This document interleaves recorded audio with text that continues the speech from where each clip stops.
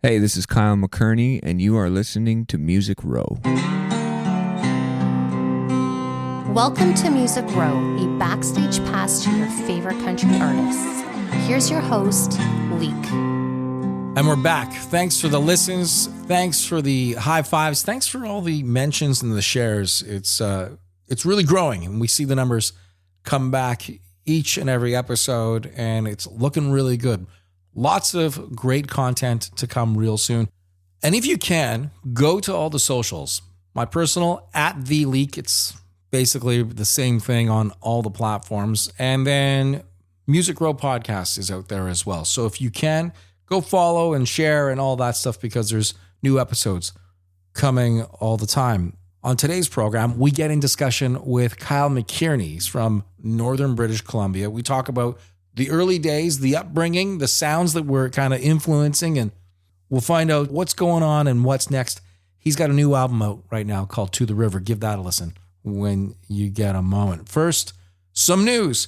Americana Fest 2025 has revealed its first round of official showcases featuring artists like Amanda Shires, who she and Jason Isbell finalized their divorce this spring, which is sad. After 10 years, it's drag. Buffalo Nichols, Jesse Daniel, and Joshua Ray Walker are also set to perform, which will also have probably about 200 other artists. I've been to Americana Fest. September is a great time to be in Nashville. Cools down a little bit in the evening. The big threat of storms and all that stuff is gone. You just walk everywhere and check out all the shows. Really cool. The Americana Pre-Grammy Salute will honor John Hyatt. This looks great, featuring performances by Los Lobos, Lyle Lovett, and Brandy Clark. And if you haven't done so yet, check out Mary Morris's new album. Everyone's talking about it. New release is called Dreamsicle. It's got the themes of divorce, religion, personal freedom, all the fun stuff.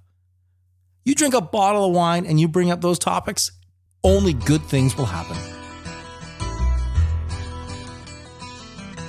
Wherever there's a heartbeat and a stage, there's an artist set to perform. This is Music Row on Tour. Brought to you by the Pecan Agency, connecting bands with fans worldwide. King Gizzard and the Lizard Wizard, June 5, LA, the 15th in Chicago. Check them out on the 25th of June in New York City. Father John Misty, who I had a run-in with probably about 10 years ago now. He might have been in a different space, or a space he didn't even know at the time. A colleague of mine, when this run-in occurred, and I'm not going to tell the story right now, she said, "I love his music, what an asshole." I'll probably tell that story at some point, maybe even with him, on my other podcast, The Leake in Review. Go check that out when you get a chance. Father John Misty, he's got tour dates coming up. June 10 in Austin, Texas. On the 20th, in Seattle, and June 30th in Denver.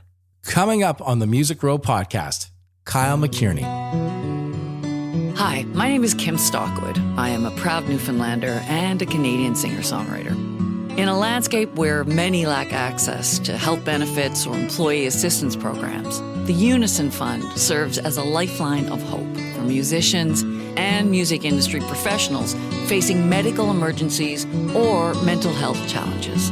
To learn more about Unison and their programs, please visit unisonfund.ca. Hey, this is Kyle McKearney, and you're listening to Music Row with Leake. Hey, Kyle, Hi. You just got off the plane. Yeah. This is the life of being an artist, right? It's hurry up and wait, and then hurry up again. Like, you got an explosion of things back to back to back. Yeah. Does it ever get normal? Yeah, I mean, I've been doing it for a while. It's normal. I'm used to it. I enjoy it. I enjoy the grind and the waiting and all of it, really. Do you sleep on the plane?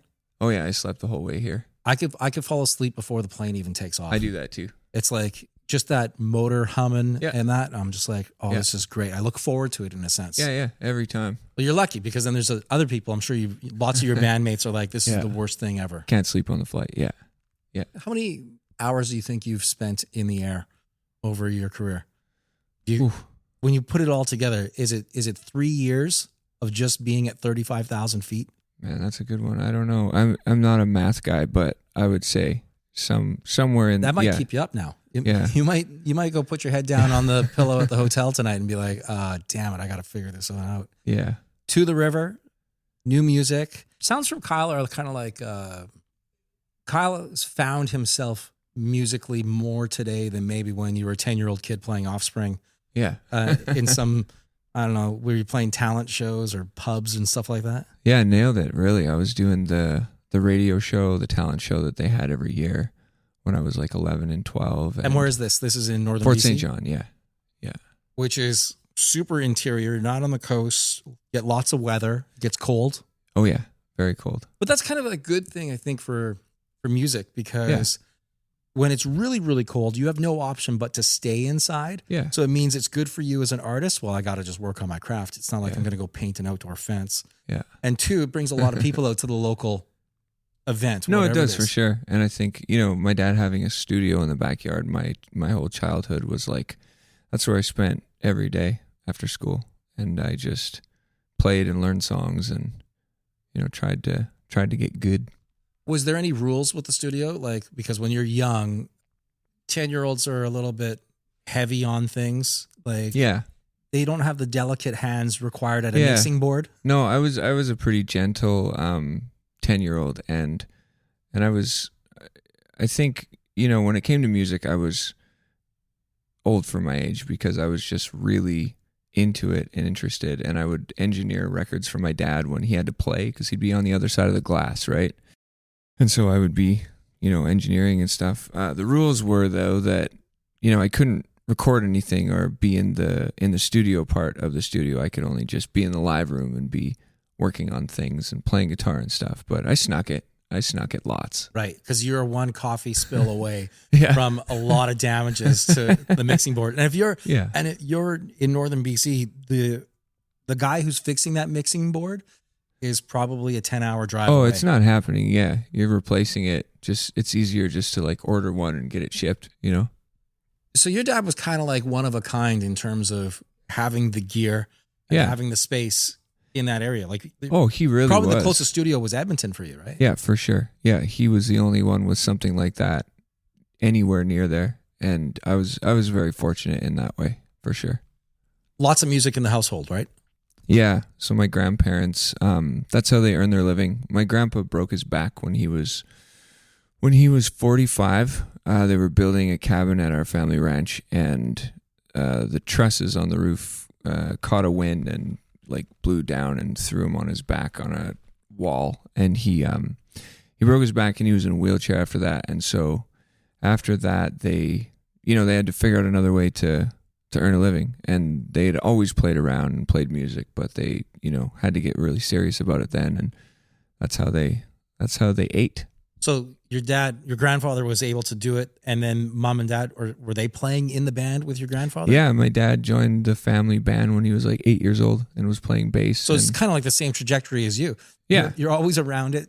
You're always got a different instrument in your hand. Yeah, it's just kind of what we did and what we were known for, what they were known for. And I honestly, more than that, more than just it being what I knew, I fell in love with it very young and just, couldn't stop learning and writing, Was it difficult to find people of your age to play with? Because I'm guessing that town probably only had like 20,000 people in it, or yeah, that's exactly 30,000. it. Yeah, it was 20,000 when I was a kid. It's a lot more now, but and it's all an oil town. Yeah, oil and gas lines. That's it. Yeah, oil and gas. That's what that town is. So rough and tumble.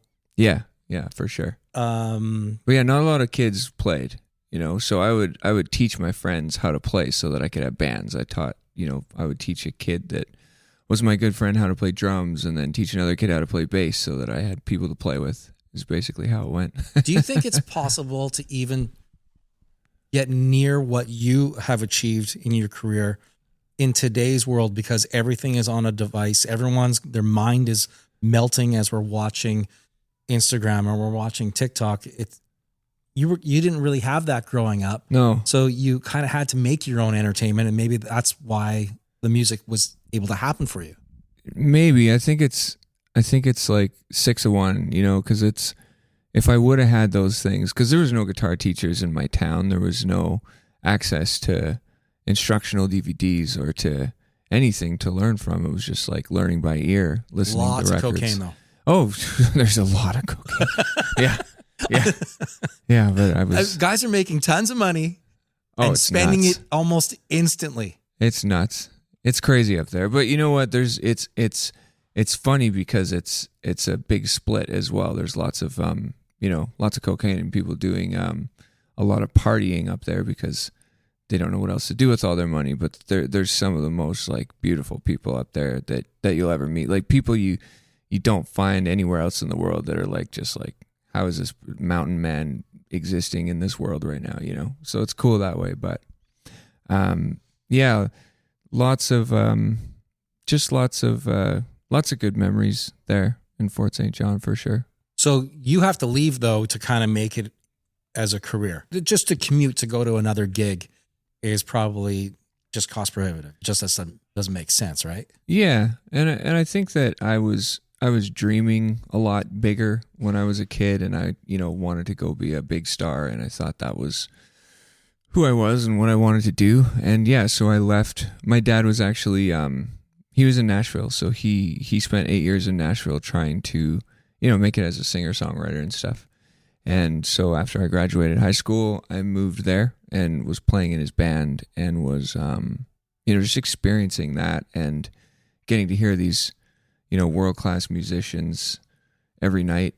I would just go and watch people play on Broadway, and I would, at the place where we rehearsed, I would watch these studio sessions of these incredible, artists and musicians, and that was invaluable. I think, but I wanted to do rock at the time, so I packed up from Nashville and moved back to Vancouver.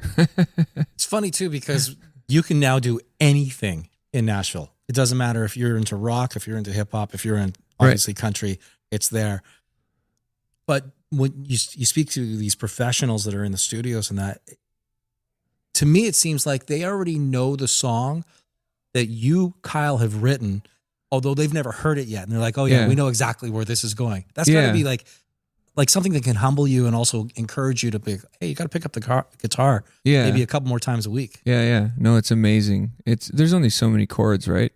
And there's only so many notes. So once these guys and gals have done, thousands of sessions, so they've seen it all really. So it's just second nature to them, and it's really cool and inspiring to watch. And I learned a ton. Did your dad ever have like a publishing deal, and was he getting co-writes with people and stuff, or was it really just trying to get his name out as the artist? Yeah, he was working for that more than anything. He wasn't into co-writing, and he didn't do the Nashville thing really, so he didn't get to do much there really. He got signed to a label in Canada and ended up coming back here eventually. Right. Yeah. So what was his advice to you as you're getting into music? Because good news, he's got tons of experience. Yeah. And it's not always do this. It's sometimes don't do that. Yeah, for sure. I mean, yeah, he was always kind of there when I was younger, just helping me write. I think that was probably the best gift that he gave me, was just kind of helping me learn how to, open consciousness, like let the universe bring this song to you and the idea and the lyrics and stuff, and taught me a lot about that. So, and maybe don't timestamp it. Yeah. Where this song is done as soon as George Bush leaves the White House. It's no longer relevant. Yeah. No, exactly. So you leave Nashville after kind of hopscotching back and forth down there, and you end up in Vancouver. How did you end up doing that? I joined. It's when the internet was like, happening, and you could find advertisements online, and you could look for bands to join. Forget what the site was called, but yeah, I found something on there, and I started talking to these folks. And you're on MySpace, and you're doing a job search. This is before MySpace, I think. Yeah. Anyway, similar thing. Yeah. So I moved to Vancouver and joined this band called Mr. Green, and I was a rocker for a while, and it was awesome. And it's nice too when you're with a band and it's not focused 100% on you, where you're the singer, you're the songwriter, you've got all these parts. You can just kind of show up sometimes and like, yeah, I'm just here to rock. No, true, and it was super fun and collaborative. It was a good time, and I did that for, different bands. I was in bands for years and years and years and years. This is my first solo project. So when you're with these bands though in Vancouver, that was a time too where I think there was venues that you could still play at because it's changed a lot. Oh, for sure. Yeah, we played all the venues. There was a lot of them, and there was new ones popping up all the time, and everyone would go and play there for, a few months, and then it would close down and another one would open, and it was fun. It was a cool moment. So what brought you then back into Alberta? It was my dad again, actually. He was working with this band in Calgary, and they didn't have a bass player, so I went out there to fill in a couple times, and then I just ended up really liking it there. It was beautiful, and I had never spent much time in Calgary. So I decided to, just stay in that band and help them out and play bass. And then I met Sarah. I met my wife. It was like 18 years ago. And yeah, just been there ever since. I fell in love. The thing about being in Calgary, it's a little bit more accessible to other venues and other spots than what Vancouver is, because you've got an ocean on one side. It's 4 hours uphill to the next town or an international border. Yeah. So you're kind of really locked in southern BC compared to when you're hanging out in Alberta. There is, a quick road to Lethbridge, and there's a quick road up to, Banff and so on. Yeah, for sure. And it's funny, because I was playing a lot of like country cover gigs because there are a lot of those in Calgary, especially what pays. Yeah, and especially during Stampede. So I was, doing this all the while, kind of working on another rock band, and I didn't even consider the fact that country would be a career path for me ever. But I was always writing these kinds of songs that are on my records now, and I just didn't place them as country. I didn't know what to place them as, hence why I never pursued them or recorded them, because I didn't know where they would fit. Right, because you thought there was one part of you that was saying you're a rock and roll guy, yet you're singing, these heartfelt singer-songwriter, heartbreak songs. Yeah, exactly. You decide to go solo. You decide to break away. There's no more bands. Yeah. We're not going to chase that dream. How did that come about? Was there a point too, because I've heard of bands going from the rock and roll thing or trying to any genre. When you jump from one genre to another, there's almost like a tipping point of you just might wrap it all up altogether. Oh, yeah. And go back to the fields and start pulling wrenches around. Yeah, yeah. No, mine was wild. It was like so many years of, trying to make it in bands, and so many like close moments where we had incredible opportunities and then, just kicks in the guts and heartbreaks and just a lot of it. I toured a lot and, worked with a lot of different producers and had a lot of different A&R meetings and showcases and all these kinds of things. And the tipping point was like the final one was this band that I was in called Crowns. And we were working with Steve Kuzmaniak, who produced like Dua Lipa's stuff and Madonna. And he's a big Toronto guy. And he had us like lined up with Scooter Braun. So Scooter Braun was like, all over this band and loved the music and loved the... Likes your band. Dealing with Taylor Swift on one end. Yeah. Or thinking about buying the catalog in the back of his head. Yeah, exactly. So he loves it. And then he's like, I want to fly you guys down to Coachella and, showcase for my label and we'll sign a deal and whatever. And then, so our manager sent him our passports to book the flights to Coachella, and he saw how old we were, we looked young, but we weren't that young. How old were you? I think we were like 30, just over 30 at the time. Right. But, that's not his thing. He wants young folks that he can, develop a career over 20 years with, right? It's crazy that he likes you. He thinks that there's something there, and yet, oh gosh. Yeah. You're unmoldable. Yeah, exactly. It's so bizarre because at least now you and the guys have all the chops. Yeah. You're way further ahead than probably most people he's looking to sign. Yeah, exactly. But you know what? He did me a favor. He really did, because he made me look at that and go like, why am I singing these songs when I'm, where I'm at in my life? It just doesn't quite connect, and it doesn't really feel right. Are you singing songs about the skate park? Yeah. I only say that because I remember an artist giving me an album and it had that, and they were a young band, and they're all nice and all that stuff. I'm like, these lyrics are not going to last. This song will not play well on your 15th anniversary tour. Right. Yeah. But Yeah, it's something exactly. that you do. Like, it's what you know at the time, right? You don't know. Yeah. There's girlfriend and there's heartache and all that stuff that happens when you're a teenager. But then you get into your 20s and you're like, oh, yeah, that girl wasn't actually that bad. It wasn't the biggest deal in the world. Yeah, exactly. So you're singing now your own stuff because Scooter's kind of like showed you, hey, this isn't the music that you came here for, maybe. Yeah, I think so. It's a good way of looking at it. And so I was just like, just so done chasing all of that and so tired of just kind of catering to what I thought the industry wanted and what I thought would make me successful. And so I was like quitting. I was ready to just shut it down, and I got the opportunity to go play guitar on the We Will Rock You tour, that Queen musical. The musical. Yeah. This is a big thing. These are big arenas, big theaters. Yeah, it was huge. And what was cool about it is that I was just in the background playing guitar. I didn't have to do anything. I just, got to get paid and still play music, but same set every night. Yeah, and just chill. Stand in the exact same spot. Yeah. Was there a few guitarists on the tour as well? So yeah, you didn't have to play all the parts. You really just had totally. Yeah, a super regimented set for yourself. Exactly. Yeah, and sounds perfect. Oh, it was great. Yeah. And so you go on that, and that's another thing that helps shift you. Yeah, big time, because I was just away from all the other stuff for so long. It was a 6-month tour. It was like 130 shows across North America, and it was every other day. You're in a new city. Every other day. Yeah, almost every day. Like when we did the US run, it was like almost every night we played. I got to do like Madison Square Garden like 4 nights, and I got to do the Microsoft Theater in LA, and just like really see these in so many beautiful theaters and see these like iconic, like cool places, and do a big bus tour and all these neat things that I dreamed about as a kid. And it was a great experience. But what ended up happening was like being away from, the other music that I was pursuing. I just kept writing. I was writing a lot, and I was working on these songs that while you're on this tour. Yeah, a lot of them.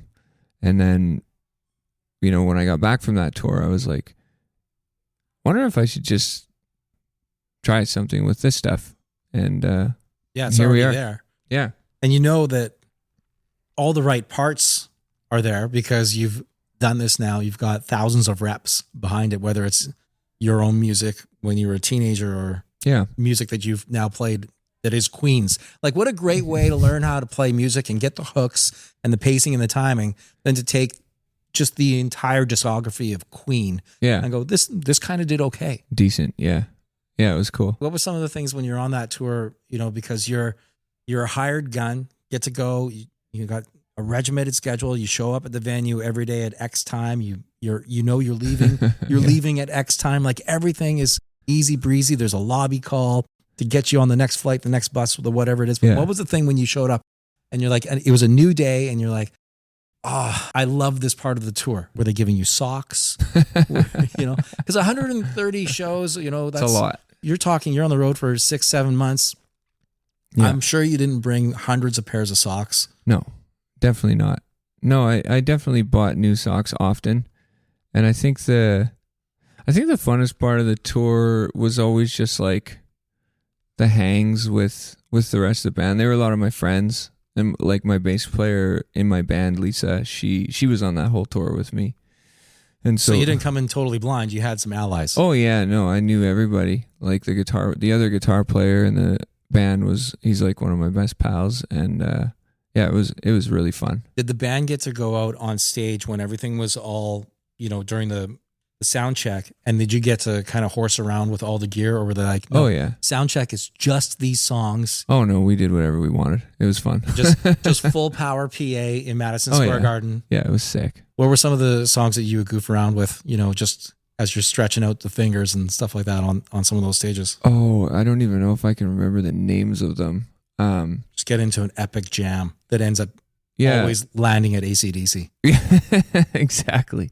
No, we would do, we would run the material quite a bit because it's complex, that Queen stuff, and you had to be on top of it to be able to play it properly every night, So yeah, and it's timed out to the second because if there's any sort of theatrics that are synced to it, if you're off by a beat, it doesn't look good. Yeah, no. And there's people dancing in front of you in like a musical theater show. So it's like, yeah. Was there any pyro? There was no pyro. No. Which is good. Yeah, I mean, yeah. It could It's have got hot. dangerous, yeah. Dangerous. A lot of people get burnt when it comes Yeah. to pyro. Oh, there was actors passing out when we were in Colorado, though, because of the elevation. They had to get oxygen behind the stage and stuff. You would think that like an actor and you're on stage, you've got your heart rate is just always kind of better. Maybe your lungs are a better capacity and stuff. Couldn't hack it. No. Back to cocaine. That's exactly. God, what summer 2025 look like for you? Oh, it's awesome. Yeah, lots of playing out. Just in the middle of a tour right now, kind of supporting the release of my new record, and just continues through the summer, just festivals and shows. Do you write while you're on the road right now, or is it just focus on what you already have, the new stuff that just came out? Because some people can't stop writing. Yeah, I'm like that. I'm always writing. Did you write anything on when you landed? Not today. Earlier today. No songs written today. It's been like an hour and a half. Yeah, not today Some yet. prolific writer. Yeah. Well, the day is young, but I wrote. There's this one song on my record called "The Man from Beaver Lodge," and I wrote it on a plane ride to a tour one time. Yeah. Where is Beaver Lodge? It's between Grand Prairie and Fort St. John. When you're on the road and you come by some of these spots, Beaver Lodge. Yeah. I think of the Tragically Hip. They have a song called Chagrin Falls. Yeah. And I was always like, where the hell is Chagrin Falls? Right. And ends up it's like just outside of Cincinnati or whatever. And it triggered the Yeah. songwriting for them to write a song about that, just like Beaver Lodge. Just like, there's got to totally. be a weird story here. Yeah. It's always like when I'm driving or working on something, or just not focused when I'm just doing something. When you're not stressed. Yeah, when it's just exactly. When it's chill and it's just ideas. Whenever they come, I just make voice memos or jot down things, Do songs trigger that? Because I noticed that for myself, when I hear a song comes on the radio, I'm cruising along, I'm like, man, I really like the song. And then my brain goes, don't forget to call such and such right now. Like, call them. I'm like, I was just enjoying a song a second ago, but it triggered me. 100%. So the same thing happens to me. Oh, yeah, for sure. Yeah, and songs will do certain like patterns or movements or something, and I'll be like, oh, that's cool. I like that. I want to use that somewhere. Jot that down. Put that in the bank of thousands of songs that maybe will never be born. Yeah, totally. Well, have yourself an awesome tour. Thanks. It's very cool to meet you. Yeah, you too. You've traveled a great distance today just for me. Yes. Anytime. And I truly do appreciate it, man. I want to talk to you more about Vancouver and more about Nashville and more about Calgary, and I don't know, maybe even mining, if you have any tips on that, maybe in the future. Okay, yeah. I don't, but we can look into it. I'm not sure. We'll call the man from Beaver Lodge. He can probably give us some tips. He knows. He knows for sure. He was huge. Where's the best place to find everything about Kyle? My website is imkylemckearney.com, and then all my socials are at imkylemckearney. What's your favorite one to work on? Because I know bands. Instagram. It's so funny because most bands, they say that as well. Like, easy breezy. Yeah, and I think it's just like, it suits my age group. It's just, I just get it. Like, I get on Twitter and I'm like, Yeah. It feels like you're being attacked. Yeah. I am Kyle McKearney on all the socials and the .com. Thanks for doing this. Yeah, thanks for having me. Follow Music Row on X at Music Row Country, on Instagram at Music Row Official. Music Row is produced by Shed of Dreams.